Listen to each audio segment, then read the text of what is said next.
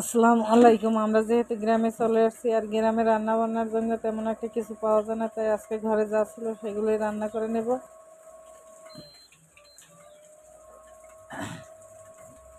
প্রথমে ঝিঙেগুলোকে আমি কেটে ধুয়ে পরিষ্কার করে নিয়েছি। এবার ছোট মাছ ছিল, এগুলো দিয়ে ঝিঙেগুলোকে রান্না করব। এই জন্য মাছগুলো আমি ভেজে নিয়েছি, হালকা করে ভেজে নিয়েছি। ভাজা হয়ে গেলে তার ভিতরে ঝিঙে দিয়ে তারপর সম্পূর্ণ মশলা, পেঁয়াজ, আদা, রসুন এগুলো সবগুলো বাটা দিয়ে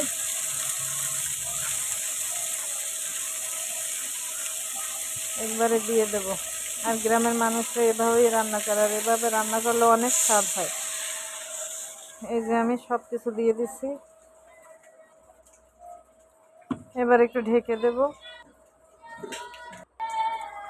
দেখেন কালারটা কত সুন্দর হয়েছে। এবার আমার খেয়ে নেবার পালা। গরম গরম ভাত নিয়েছি, সাথে নিয়েছি ঝিঙে আর ছোট মাছের তরকারি। তারপর সাথে নেব একটা একটু লেবু আর বোম্বাই মরিচ। বোম্বাই মরিচ আর লেবুতে ভাতের স্বাদ অনেক গুণ বাড়িয়ে দেবে।